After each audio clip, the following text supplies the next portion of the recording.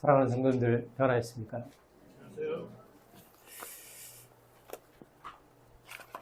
오늘 말씀은 지난달에 화요 자매 시간에 나누었던 말씀으로 교제하고자 합니다. 자매들과 나누었던 말씀이긴 합니다만은 우리 성도님들께도 나눠도 좋다고 생각이 되고 무엇보다 말씀 준비가 너무 힘들어서 그냥 돌려막기 해야겠다 이런 생각을 갖게 됐습니다. 죄송합니다.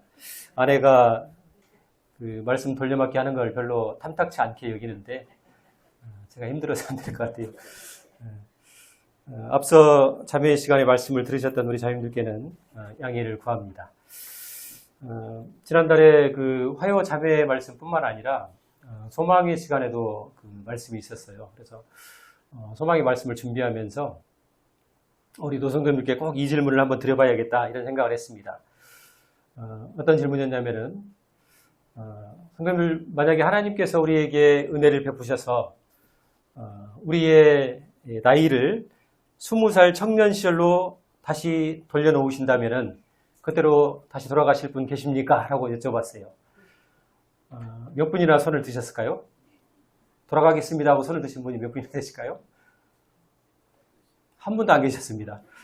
그래서 뭐지? 제가 설명을 잘못 드렸나? 그래서 무릎도 안 아프고 허리도 튼튼하고 언덕을 한다름에 내달려도 지치지 않는 20살 청년 시절로 돌아가시겠습니까? 했더니 그때 겨우 이제 한 분이 손을 드시더라고요. 그래서 왜 손을 안 드실까? 20대 청년으로 돌아가면 너무 좋잖아요. 지금 우리 시은자매 나이인데 얼마나 그냥 화장 안 해도 예쁘고 팽팽하고 좋을 때입니까? 그래서 이제 여쭤봤어요. 왜 안 가십니까? 그 좋은 시절로. 그랬더니 이제 이구동성으로 하시는 얘기가 아이고 그 고생을 또 하라고? 지금까지 살아온 것도 지긋지긋한데 그 고생을 또 하라고? 이런 분위기였어요. 말씀은 이제 달리 하시지만은. 그래서 인생이 참 살아온 세월만큼 많은 수고와 고난을 안고 사는 것이다 이런 생각을 갖게 됐습니다. 근데 이것은 비단 우리 소망의 성도님들만의 문제가 아니고 앞서 믿음의 길을 걸어갔던 많은 믿음의 선진들도 마찬가지입니다. 믿음의 사람이었던 야곱이 바로 앞에서 이렇게 얘기하죠. 바로 앞에서 자신의 인생을 한마디로 이렇게 정리를 합니다. 내 나그네 길의 세월이 130년이니이다. 나의 연세가 얼마 되지 못하나 험악한 세월을 보내었나이다. 이렇게 고백하고 있습니다. 야곱의 인생은 험악한 세월이었어요. 그가 야곱이 바라보는 인생의 관점은 인생은 험악하다 이것이었어요. 근데 심지어 모세조차도 시편 90편에서 인생의 실체를 수고와 슬픔이다 이렇게 단정하고 있습니다. 경건한 믿음의 사람들도 인생을 가리켜서 험악한 세월, 수고와 슬픔 이렇게 묘사를 하고 있습니다. 물론 그 험악한 세월, 수고와 슬픔뿐인 인생에 하나님께서 자비와 은혜를 베푸시지만은 그러나 인생 실체만을 놓고 인생 자체만을 놓고 보면은 분명히 인생은 눈물 가득한 수고와 슬픔인 것을 우리가 알 수가 있습니다.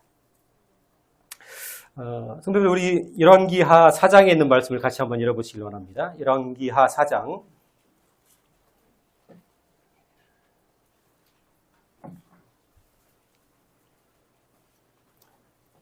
구약 565페이지입니다. 열왕기하 4장 8절로 10절까지 3절만 읽겠습니다. 열왕기하 4장 8절에서 10절까지입니다. 교독하도록 하겠습니다. 제가 먼저 읽겠습니다. 8절 하루는 엘리사가 수넴에 이르렀더니 거기에 한 귀한 여인이 그를 간곤하여 음식을 먹게 하였으므로 엘리사가 그곳을 지날 때마다 음식을 먹으러 그리로 들어갔더라. 여인이 남편에게 이르되 항상 우리를 지나가는 이 사람은 하나님의 거룩한 사람인 줄을 내가 알아. 10절은 같이 읽겠습니다. 시작. 청하건대 우리가 그를 위하여 작은 방을 담 위에 만들고 침상과 책상과 의자와 촛대를 두사이다. 그가 우리에게 이르면 거기에 머물리이다 하였더라. 열왕기하 4장은 수넴 땅에 살고 있는 이름 없는 한 여인을 우리에게 소개해주고 있습니다. 수넴은 북이스라엘의 한 그 마을입니다. 성도들 잘 아시는 대로 북이스라엘 땅엔 하나님을 경외하지 않는 땅입니다. 200년 동안 19명의 왕들이 있었는데 그 왕들 모두가 하나님과 등지고 하나님을 대적하고 사는 땅이 북이스라엘입니다. 근데 이 영적으로 이 어두운 시대에 하나님을 경외하고 믿음으로 살아가는 한 여인을 우리에게 보여주고 있습니다. 동시에 하나님께서 영적으로 이 어두운 시대에도 사람들의 눈물과 고통과 아픔을 헤아리시는 분이신 것을 우리에게 보여주고 있습니다. 열왕기서를 보게 되면 좀 특징이 있는데요. 그 역대기 성경은 이제 뭐 왕들 중심으로 귀족 중심으로 얘기를 하고 있습니다만 열왕기상하는 아주 평범한 사람들, 이름 없는 사람들의 모습을 종종 우리에게 보여주고 있습니다. 근데 열왕기서의 특징 중에 하나가 뭐냐면은 이름 없는 여인들을 통해서 그녀들의 믿음과 하나님의 자비하심을 우리에게 보여주고 있다는 것입니다. 대표적인 것이 뭐냐면 열왕기상에는 열왕기상 17장에 가시면은 사르밧 과부가 나옵니다. 이 여인도 이름이 없습니다. 그리고 열왕기하 4장에서는 이 수넴 여인을 이야기하고 있습니다. 이 여인도 역시 이름이 등장하지 않습니다. 두 여인 모두 하나님을 경외하고 믿음을 따라 사는 사람들이었습니다. 또 동시에 하나님의 선지자를 잘 돕고 섬겼던 사람들입니다. 이 사르밧 과부는 엘리야 선지자를 섬겼고요. 오늘 우리가 보고 있는 이 열왕기하 4장의 수넴 여인은 엘리사 선지자를 섬겼습니다. 그리고 동시에 이 두 여인들 모두 자기 아들이 죽습니다. 그리고 죽었던 아들이 하나님의 은혜로 말미암아 다시 소생하는 부활의 하나님을, 전능하신 하나님을 경험하는 이야기가 나오고 있습니다. 8절 한번 보시겠습니다. 8절. 하루는 엘리사가 수넴에 이르렀더니 거기에 한 귀한 여인이 그를 간곤하여 음식을 먹게 하였으므로 수넴 여인을 가리켜서 뭐라고 얘기하고 있습니까? 귀한 여인이다 이렇게 표현을 하고 있죠. 다른 성경을 보니까, 다른 번역본을 보니까 귀한 여인이다 이 표현을 다른 번역에서는 부유한 여인이었다, 경제적으로 여유 있는 여인이었다 이렇게 묘사를 하고 있습니다. 그리고 이 여인이 엘리사 선지자가 올 때마다 그를 간권하여서 음식을 먹게 하였다 이렇게 표현하고 있습니다. 간권하다, 간절히 권하였다 이런 표현인 것이죠. 우리가 흔히 굉장히 먼저 식사 한번 하시죠? 의례적이고 형식적인 섬김이 아니라 정말 간절히 권해서 선지자께서 우리 집에서 식사를 하고 가셨으면 좋겠습니다 이렇게 했다는 것입니다. 그리고 엘리사는 어떻게 했습니까? 그 뒤에 엘리사가 그곳을 지날 때마다 음식을 먹으러 그리로 들어갔더라 이렇게 표현하고 있습니다.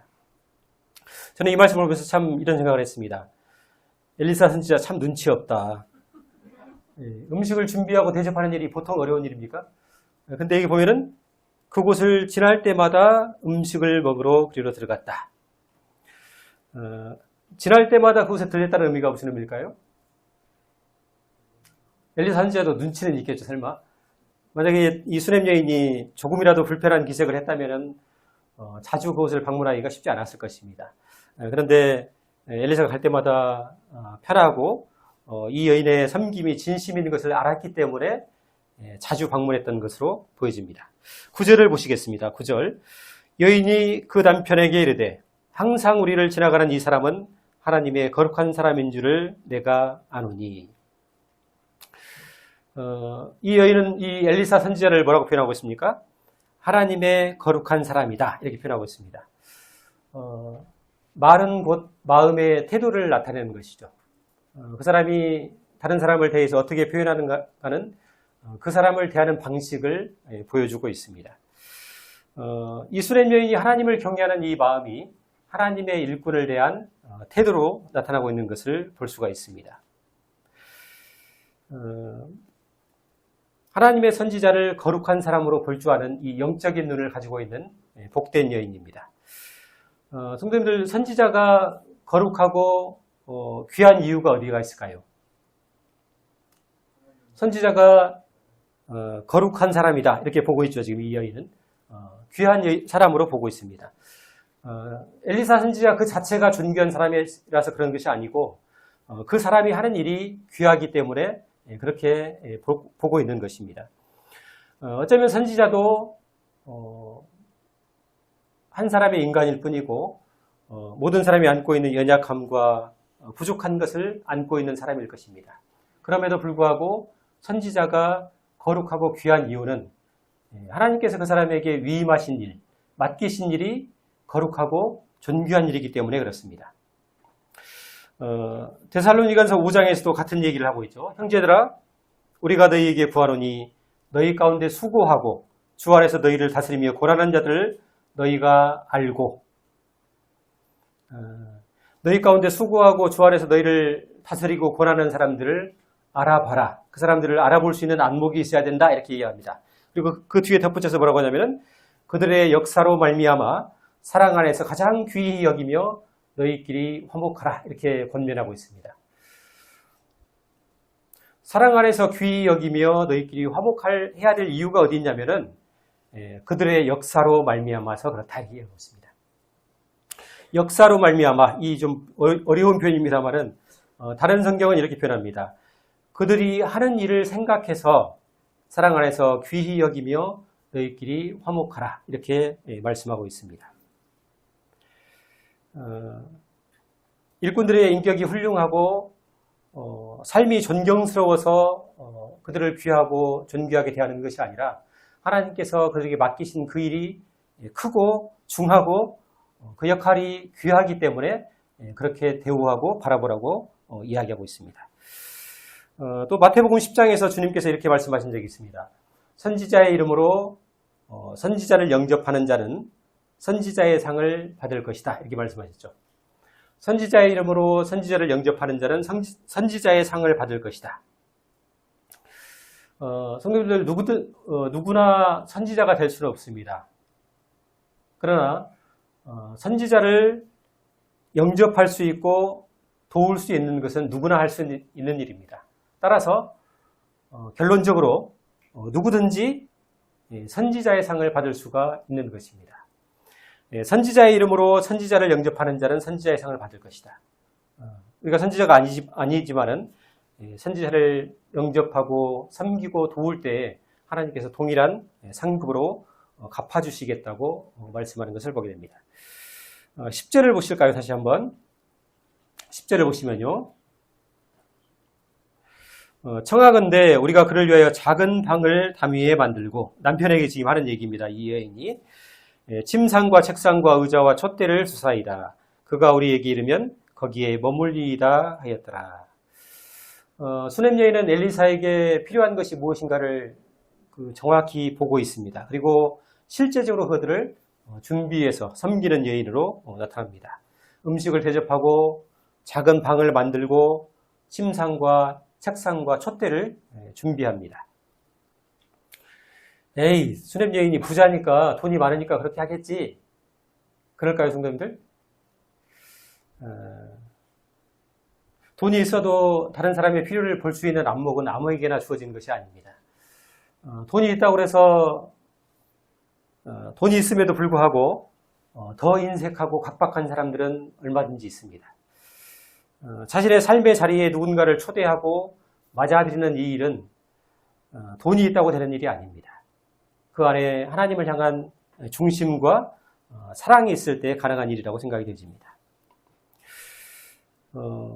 다시 한번 성도님들 4장 9절로 한번 돌아가 보시겠습니다. 4장 9절. 저는 이 말씀이 마음에 좀 남았습니다. 4장 9절에 보시면은 여인이 그 남편에게 이르되 항상 우리를 지나가는 이 사람은 하나님의 거룩한 사람인 줄을 내가 아노니.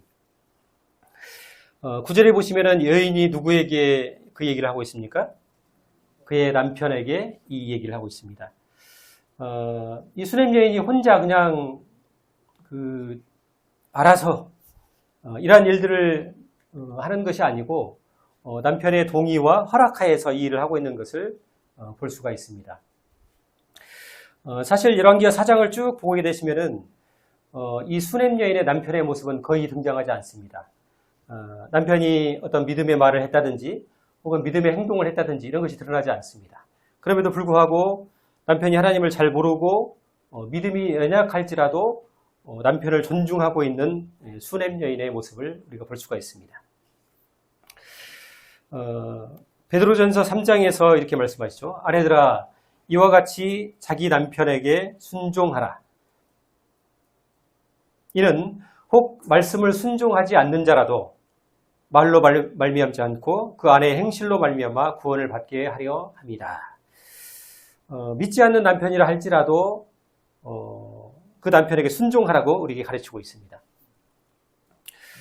지금 수냄 여인이 그렇게 하고 있는 것이죠. 성도님들, 우리 자님들께서 머리에 너울을 쓰고 계신데요. 너울의 목적이 어디에 있을까요? 너울을 왜 쓰십니까? 너울을 쓰면 좀 뭔가 거룩해 보이고 있어 보이고 아름다우라고 쓰는 건 아니죠. 너울의 목적은 머리를 가리는 것입니다. 머리를 가리면서 저는 머리가 아닙니다. 저희 남편이 머리이십니다. 머리를 가리면서 저는 머리가 아닙니다. 주님이 저의 머리가 되십니다. 이렇게 고백하고 있는 것입니다. 하나님께서 세우신 이 창조의 질서와 하나님께서 세우신 권위에 대해서 아름다운 순종의 표로 머리에 너울을 쓰고 있는 것입니다. 너울을 쓰고서 남편에게 당신은 알지도 못하면서 내가 알아서 할 테니까 조용히 하고 따라와요. 이렇게 하면 이거 뭐를 쓰는 의미가 있습니까? 아니죠. 머리에 너울을 쓰는 것도 중요합니다만은 너울은 마음에 쓰는 것이 더 중요한 일입니다. 지금 수냄 여인이 그렇게 하고 있습니다. 남편에게 이르되 자기의 그 믿음과 자기의 신앙을 따라서는 엘리사 선지자를 이렇게 섬기고 접대하는 것이 옳습니다만은 남편에게도 동일하게 동의를 구해서 허락하여서 이 일을 하고 있는 것을 보게 됩니다. 13절을 보겠습니다. 엘리사가 자기 사환에게 이르되 너는 그에게 이르라. 내가 이같이 우리를 위하여 세심한 배려를 하는도다. 내가 너를 위하여 무엇을 하랴? 왕에게나 사령관에게 무슨 구할 것이 있느냐 하니 여인이 이르되 나는 내 백성 중에 거주하나이다 하니라. 엘리사가 이제 그 염치가 없었나 봐요. 밥을 한두 끼 얻어먹은 게 아니에요. 그래서 뭔가 좀 나도 보답을 해야겠다. 이렇게 해서 이제 그 여인을 불렀습니다. 그리고 내가 너를 위해서 무엇을 하랴? 이렇게 질문을 합니다. 왕이나 사령관에게 혹시 구할 것이 있느냐? 당시 엘리사 선지자는 그 나라의 그 한 군대보다 더 중요한 자리에 있었죠. 나라를 침노하는 다른 나라 사람들을 엘리사 혼자서 이렇게 대적하고 물리친 경험들이 있기 때문에 왕과 또 사령관과 이렇게 잇대어 있는 사람입니다. 관계를 맺고 있는 사람입니다. 그래서 혹시 왕이나 사령관에게 혹시 부탁할 일이 있느냐 이렇게 질문을 한 것입니다. 근데 수냄 여인이 뭐라고 합니까? 나는 내 백성 중에 거주하나이다. 무슨 얘기냐면 나는 부족함 없이 내 백성들과 함께 잘 만족하게 살고 있습니다. 이렇게 고백하고 있는 것입니다. 어머 그래요. 제가 말해도 돼요? 굳이 안 해도 되는데 하면서 이제 우리 집 이제 부탁을 하면 안 되겠죠. 근데 수냄 여인이 뭔가를 바라고 한 것이 아니고 뭔가를 대가를 바라고 엘리사를 섬긴 것이 아니고 순수한 섬김이었던 것을 알 수가 있는 것이죠. 그러면 수냄 여인은 부족함 없습니다. 나는 나의 백성들과 함께 잘 만족하게 지내고 있습니다. 이렇게 고백하고 있는 것입니다.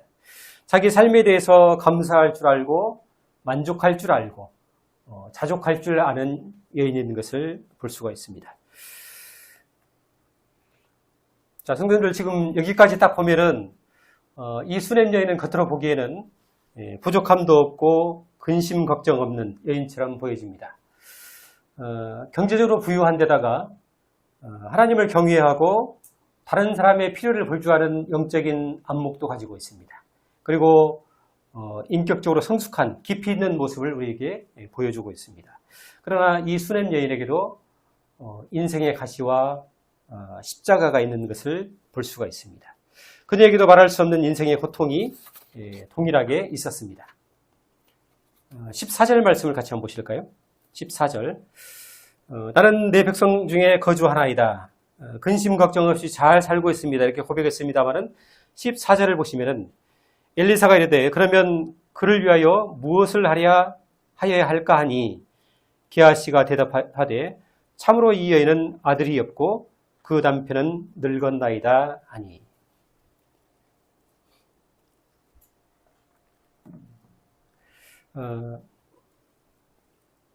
수넴 여인에게도 인생의 커다란 아픔과 고통이 있었습니다. 아이가 없었고 남편은 늙었습니다. 설상가상이죠. 남편도 이제 출생할 수 있는 나이를 지났습니다. 출생의 소망이 끊어졌습니다. 고대 이스라엘 사회에서 자녀가 없다, 출생을 못한다. 이것은 하나님의 저주로 여겨졌습니다.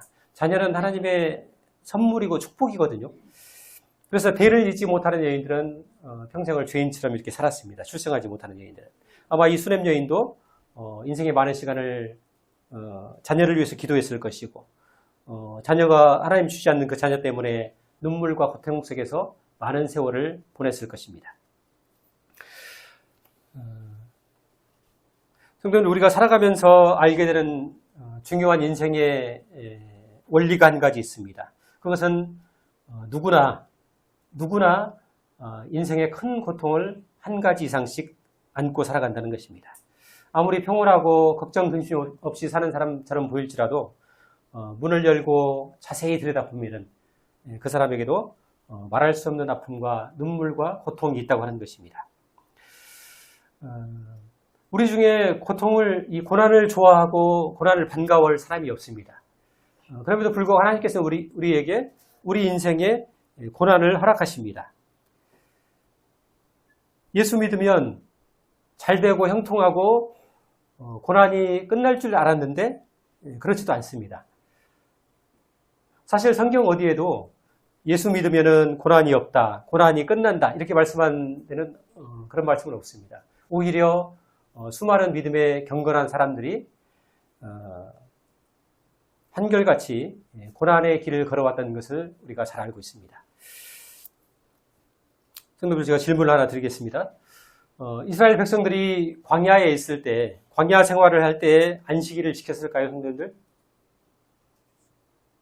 질문이 어렵나요? 이스라엘 백성들이 40년 광야 생활을 할 때 안식일을 지켰을까요? 지켰습니다. 당연히 지켰어요. 광야는 고난의 땅입니다. 안식이 없는 땅이에요. 그럼에도 불구하고 안식일을 지켰습니다. 성경이 말하고 있는 안식, 성경이 말하는 이 평강은 고난 속에서 함께 하시는 하나님의 은혜와 위로를 가리켜서 안식이다, 평강이다 이렇게 말하고 있습니다. 그래서 로마서 5장에서도 이렇게 말씀하고 있죠. 제가 읽어드릴 테니까 잘 들어보시기 바랍니다. 로마서 5장에 예수 그리스도로 말미암아 우리가 믿음으로 서 있는 이 은혜에 들어감을 얻었으니, 우리가 예수 그리스도를 통해서 이 은혜에 들어가는 축복을 얻었다고 얘기하고 있습니다. 하나님의 영광을 바라고 즐거워하느니라. 이 은혜 가운데 우리가 들어갔기 때문에 하나님의 영광을 바라보고 즐거워한다 이렇게 얘기하고 있습니다. 다만 이뿐 아니라, 근데 성도의 삶은 이것뿐만이 아니다. 이뿐 아니라 우리는 환난 중에도 즐거워하나니. 같이 한번 해보실까요? 우리는 환난 중에도 즐거워하나니. 이는 환난은 인내는 연단을, 연단은 소망을 이루는 줄 알미로다. 소망이 우리를 부끄럽게 하지 아니하면 우리에게 주신 성령으로 말미암아 하나님의 사랑이 우리 마음에 부은 바 됨이니. 성도는 환난과 고난 중에도 즐거워할 수 있는 존재다 이렇게 이야기하고 있습니다. 그래서 우리가 기도할 때 주님, 고난이 없게 해주세요. 고난이 비껴가게 해주세요. 피해가게 해주세요. 빨리 지나가게 해주세요. 이런 기도는 사실 응답될 가능성이 거의 없습니다. 대신 주님, 이 고난 속에서 제가 견딜 힘과 인내할 믿음을 주십시오. 고난 가운데 제가 원망하지 않고 감사로 이것들을 바라볼 수 있도록 도와주십시오. 이것이 아마 고난을 대하는 바른 태도라고 생각이 되어집니다.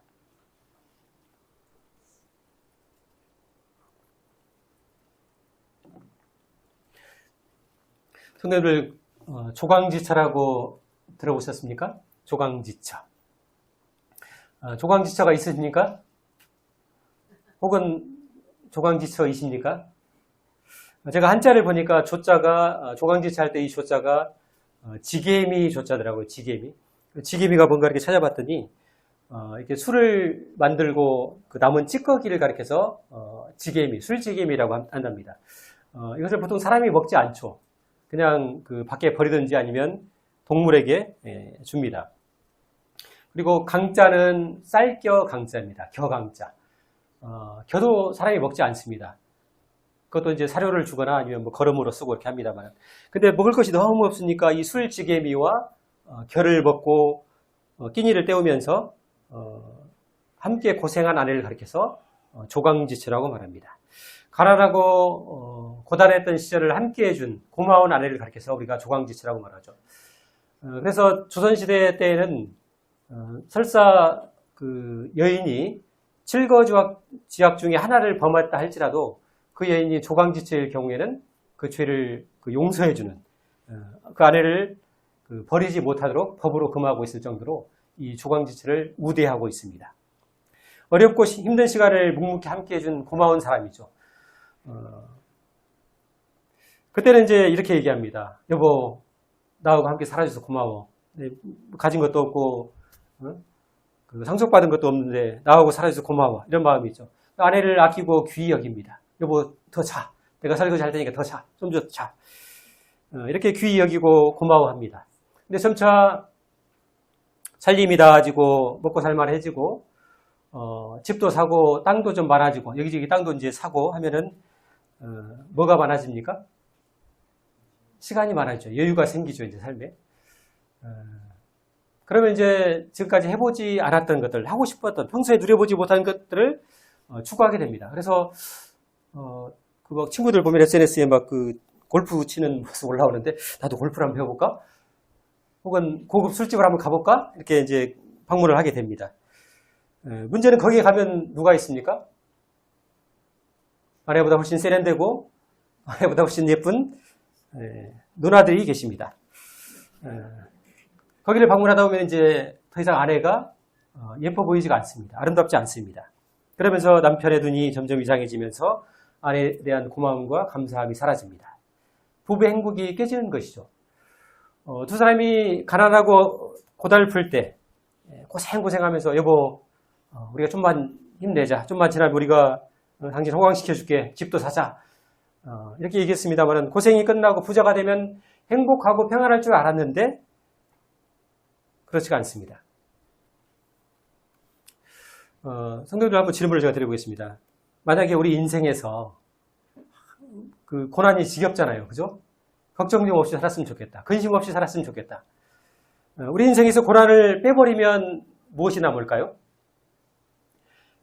우리 인생에서 고난이 사라진 자리에 무엇이 찾아올까요? 평강이 올까요? 행복이 올까요? 하나님께서 우리에게 고난을 주시는 분명한 이유가 있을 것입니다. 고난이 힘들고 반갑지 않음에도 불구하고 하나님이 허락하신 이유가 있을 것이에요. 우리 인생에서 고난을 빼버린 그 자리에 행복과 평강이 오느냐? 그렇지 않을 가능성이 높습니다. 아마 불의와 죄악이 그 자리에 들어찰 가능성이 높습니다. 다윗의 인생이 실패하고 무너진 때가 성경들 언제입니까? 다윗이 고난 가운데 있었을 때인가요? 아닙니다. 다윗의 고난이 그쳤을 때 다윗의 인생이 무너지고 실패했습니다. 그가 더 이상 전쟁에 나가지 아니해도 될 때, 평안함과 안락함이 있을 때, 늦게 잠을 자고 일어나도 됐을 때, 그때 그의 인생의 실패와 고난이, 어려움이 찾아온 것을 볼 수가 있습니다. 우리 인생에 고난이 없으면 우리가 하나님께 나아갈까요? 하나님께 기도할까요? 하나님께 엎드리지 않을 것입니다. 우리가 겸손하지 않을 것입니다. 고난이 없으면. 겸손하지 않으면은, 고난이 없으면은, 우리에게 늘 찾아오는 사형제가 있죠. 교만 사형제. 교만이, 거만이, 오만이, 자만이. 이 사형제가 늘 우리를 찾아옵니다. 우리에게 고난이 없다면은 아마 비스듬히 누워가지고 이 김영재 그거 좀 가져와봐 이렇게 가져와봐 거만한 사람이 될 수 있을 것입니다. 우리에게 고난이 있다는 것은 어쩌면 하나님의 축복인지 모릅니다. 그래서 많은 믿음의 선진들이 하나님의 숨겨진 축복이다. 고난이 하나님의 숨긴 축복이다 이렇게 말하고 있습니다. 은혜가 은혜로 보이려면은 축복이 축복으로 보이려면은 감사가 감사로 보이려면은 고난이 필요합니다. 성도들 우리가 하루 세끼 식사를 합니다만은 식사에 대한 감사를 하시죠. 근데 이 식사에 대해서 정말 눈물 어리게 주님 이 한 끼를 주셔서 감사합니다. 저기 먹을 것이 있어서 감사합니다. 마음에서 우러나오는 감사가 있습니까? 저도 없더라고요 보니까. 그냥 주님 감사합니다. 먹을 것이 있는 거에 대해서 그냥 밋밋한 감사예요. 간절한 감사가 아니더라고요. 우리가 너무 배부른 세대가 되어버렸습니다. 배고픔이 뭔지를 모르기 때문에 이 한 끼가 얼마나 소중하고 가치 있는가를 모르는 것이죠. 그래서 고난이 이것들을 우리에게 일러주고 보여주는 것입니다. 무엇이 중요한가? 무엇이 가치 있는가? 고생하면서 나와 함께 살아준 이 아내가 얼마나 귀중한가를 고난이 아니면 볼 수가 없거든요. 그런 안목이 고난이 아니면 생기지 않는 것입니다. 4장 16절로 들어가겠습니다. 열왕기하 4장 16절 엘리사가 이르되 한 해가 지나 이때쯤에 내가 아들이라 하니 여인이 이르되 아니로소이다. 내 주 하나님의 사람이여 당신의 계집종을 속이지 마옵소서 하니라. 여인이 과연 잉태하여 한 해가 지나 이때쯤에 엘리사가 여인에게 말한 대로 아들을 낳았더라. 성도들, 수렘 여인에게 드디어 사내 아이가 태어났습니다. 얼마나 귀한 아들일까요? 노년에 얻은 하나밖에 없는 아들입니다. 저는 수렘 여인 이야기가 사실 여기서 끝났으면 딱 좋을 것 같아요. 하나님의 은혜 가운데 아들을 얻고서 그 아들과 함께 평온하고 행복하게 잘 살았더라. 이렇게 하면 좋을 것 같은데, 근데 하나님은 그럴 의사가 없으십니다. 18절을 보겠습니다. 18절 4장. 그 아이가 자라매 하루는 추수꾼들에게 나가서 그의 아버지에게 이르렀더니 그의 아버지에게 이르되 내 머리야 내 머리야 하는지라. 그의 아버지가 사환에게 말하여 그를 그의 어머니에게로 데려가라 하며 곧 어머니에게로 데려갔더니 낮까지 어머님의 무릎에 앉아있다가 죽은지라. 아들이 죽었어요. 얼마나 귀한 아들입니까? 이 귀한 아들이 말을 하고 걸어다닐 수 있는 나이가 되었을 때 어느 날 엄마 품에서 죽음을 맞이합니다. 이 수렘 여인에게 이보다 더 두려운 일이 있을까요? 이보다 더 고통스럽고 더 절망적인 일이 있을까요? 성도들, 지금 우리가 이 열왕기하 4장의 이 수렘 여인 이야기 중에서 20절까지만 딱 보고 나머지 아래 구절을 싹 가려놓은 상태에서 이 말씀을 보게 되면은 수렘 여인의 상황은 슬픔과 절망과 낙심이 왔습니다. 여기까지만 놓고 보면 그래요. 여기까지만 놓고 보면은 하나님도 참 무심하시다. 굳이 이렇게 하실 필요가 있을까? 이런 원망이 우리 안에 생겨납니다. 그래서 고린도후서 5장에서는 이렇게 말씀하시죠. 우리가 믿음으로 행하고 보는 것으로 하지 아니함이로라. 이렇게 얘기하고 있습니다. 우리가 그냥 보이는 그대로, 지금 나타나는 그 현상 그대로를 보고서 말하고 생각하는 것이 아니라 믿음으로 행해야 된다. 이렇게 얘기하고 있는 것입니다. 성도님들, 지금 하나님께서 이 수렘 여인을 향한 궁극적인 계획이 선한 것입니까? 악한 것입니까? 다시요. 하나님께서 인생을 향한, 나를 향한 계획이 선한 것일까요? 악한 것일까요? 선한 것이죠. 그렇죠? 하지만 20절까지, 4장 20절까지만 딱 놓고 보면은, 그 아래 구절을 가리고 나면은 그 결과를 알기까지 그 과정은 분명히 불행이고 슬픔이고 비극처럼 보여집니다. 우리가 우리 인생을 살아가면서 우리에게 만나는 모든 상황을 우리가 다 설명할 수 없습니다. 그러나 잠시 그 축복이 보이지 않고 축복이 사라진 것처럼 가려진 것처럼 보일지라도 하나님의 선하심에 대해서 부정해버리면 안 됩니다. 그 성도들 잘 아시는 대로 욥의 아내가 있죠. 욥은 하루아침에 재산을 다 잃고 자녀들을 잃었지만은 욥은 일정한 믿음의 선을 넘지 않았습니다. 자기의 생일을 저주했지만은 그 이상을 범하지는 않았어요. 넘어가지는 않았어요. 근데 욥의 아내는 달랐습니다. 욥의 아내가 남편에게 뭐라고 했습니까? 하나님을 욕하고 죽으라 이렇게 얘기합니다. 고난을 만났을 때 인내하지 못하고 하나님의 선하심을 부정해버립니다. 이것은 믿음이 아닌 것이죠. 고난 속에서 우리가 믿음으로 바라보고 믿음으로 말을 해야 됩니다. 정말 절망적이고 고통스러운 상황에서 쉽지는 않지만은 믿음으로 바라보고 하나님의 선하심에 대해서 말을 해야 됩니다. 이렇게 얘기했으면 좋겠습니다. 제가 하늘이 얘기했던 얘기입니다.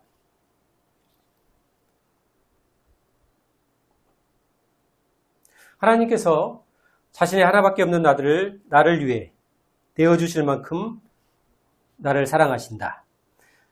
지금은 알 수 없지만 하나님께서 이유 없는 슬픔과 목적 없는 고통을 주지 않으실 것이다.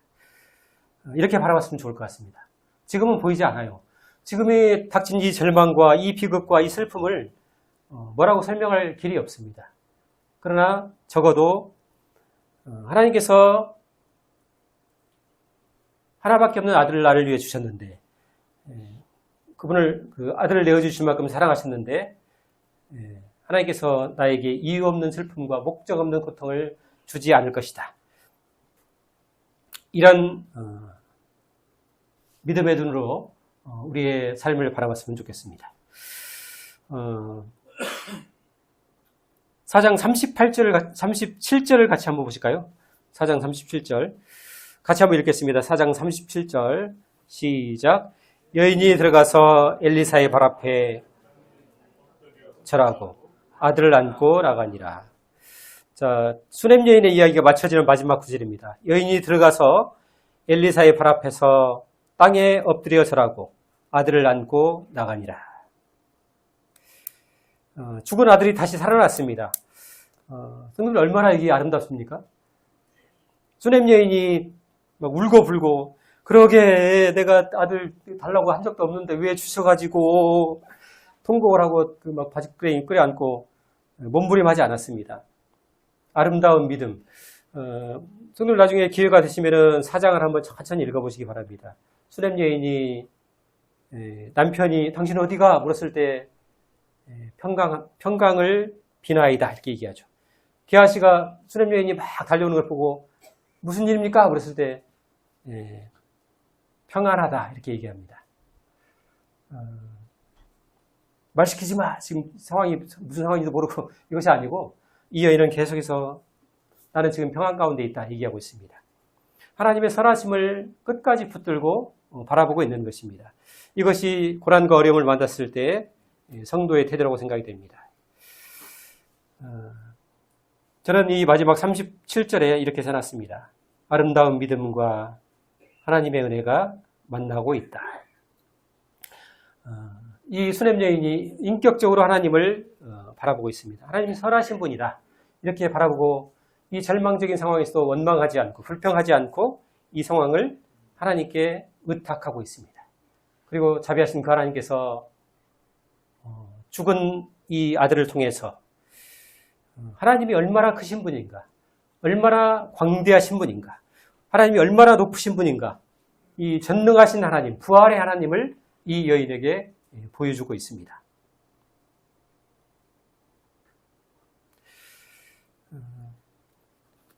성도들, 우리 마지막으로 히브리서 11장 말씀을 보고 말씀을 정리하도록 하겠습니다. 히브리서 11장.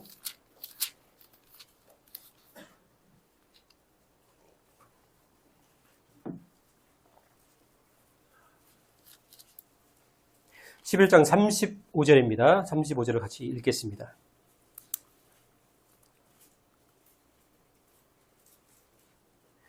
자, 히브리서 11장 35절 중반절까지만 읽겠습니다.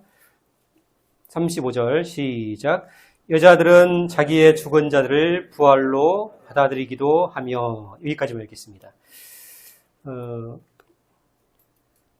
히브리서 11장은 그 믿음에 관한 명예 전당과 같은 곳입니다. 근데 히브리서 11장 35절에서 여자들은 자기의 죽은 자들을 부활로 받아들이기도 하며 이렇게 표현하고 있습니다. 여기서 여자들이 누구일까요, 성도님들? 많은 성경학자들이 그 한결같이 얘기하고 있는 것이 여기서 말하고 있는 이 여자들은 열왕기상 17장에 나오는 사르밧 과부와 오늘 우리가 봤던 열왕기하 4장에 나오는 수넴 여인을 가리키고 있다, 이렇게 이야기하고 있습니다. 두 여인 모두 아들이 죽었다가 다시 부활하는, 소생하는 전능하신 하나님, 부활의 하나님을 경험한 사람들입니다. 성도들, 히브리서 11장은 그 이름 없는 두 여인의 이야기를 우리에게 보여주면서 그녀들의 믿음의 행적을 우리에게 기록해주고 있습니다. 보여주고 있습니다.